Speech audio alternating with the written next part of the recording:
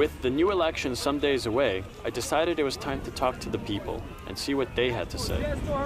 The young people of Ukraine were against Yanukovych, not for Yushchenko, but against Yanukovych. For we want to be a European country, we want to be a democratic country, we want to live in market economy and not in the Soviet Union Republic.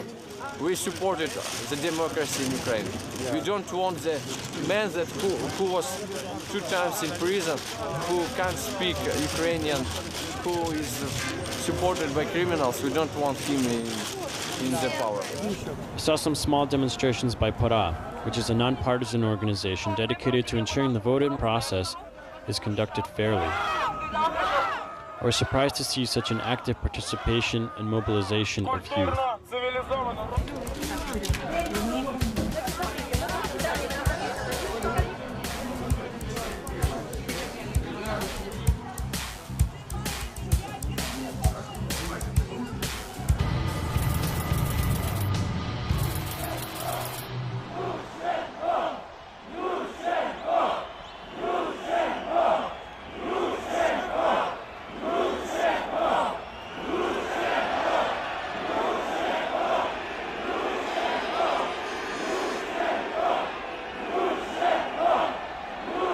I was awestruck by the thousands of people who had gathered on Maidan that morning. I felt a sense of history, a continuation of my grandparents' struggle. Unlike the complacent response I saw in America, these people had risked their jobs. They had much to lose. Somehow they knew that by not heeding Yula's call to gather, there was a greater price to be paid. An energy of unity radiated from the crowd, but I wondered, how would they channel that power? Звичайно, ми чекали фальсифікації. Я знаю, що моя країна сьогодні переживає надзвичайно складні часи.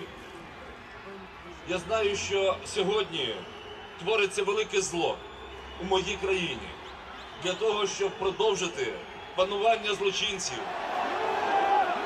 Тому що я знаю, що сьогодні всі, від дітей до дорослих, від офіцерів і політиків, до вчителів і лікарів мусять стати на захист України.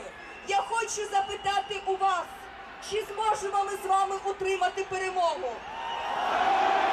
Я знаю, що це так. As evening came, there was no sign that people were ready to go home. Вони кажуть, 1 день простоять, 2 простоять, 3, а потім підуть додому. Та ні, так не буде. Мусимо кожен день мати все більшу і більшу кількість людей.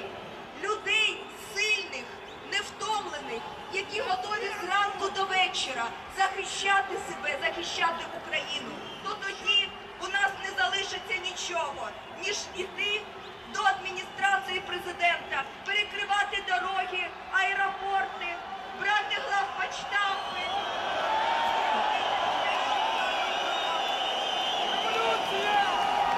Слава справжнім героям України! Слава Ющенка!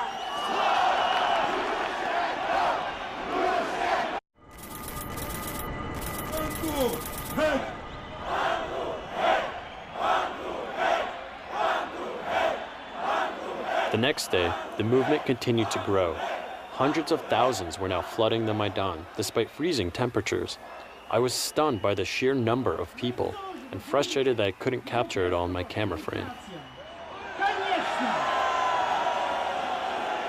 І прошу мирно, організовано, починаємо ходу до Верховної Ради України. Слава Україні! Слава Україні!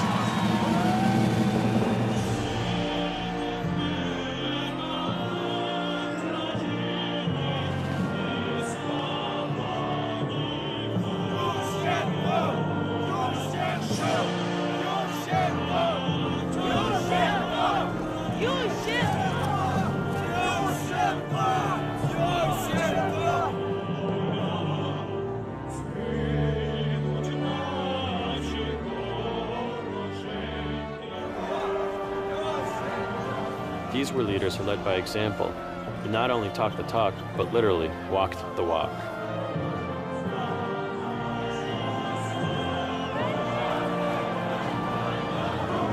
march to parliament asserted the power of the masses. The Ukrainian government could not ignore the chanting outside as decisions were being made inside.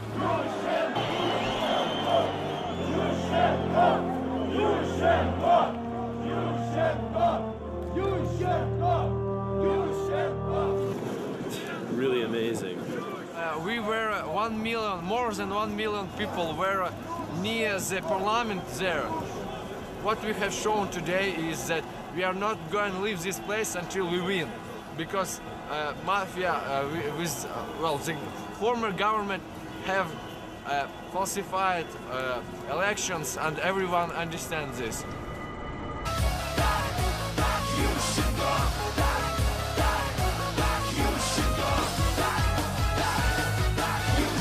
After Yulia spoke with the militia, surprisingly they allowed her through into the administration.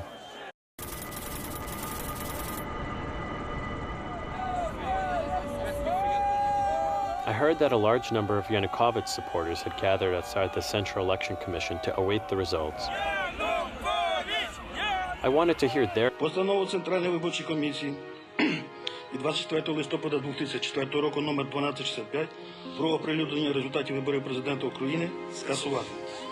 Зобов'язати Центральну виборчу комісію призначити повторне голосування по виборах президента України. Рішення є остаточним і оскарженим.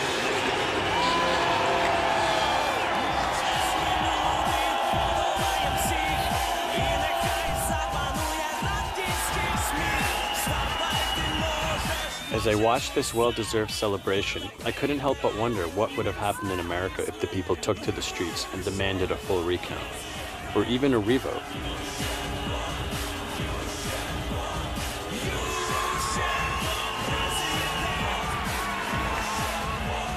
Perhaps there are lessons to be learned from these people who challenged 300 years of oppression simply because they decided the time had come.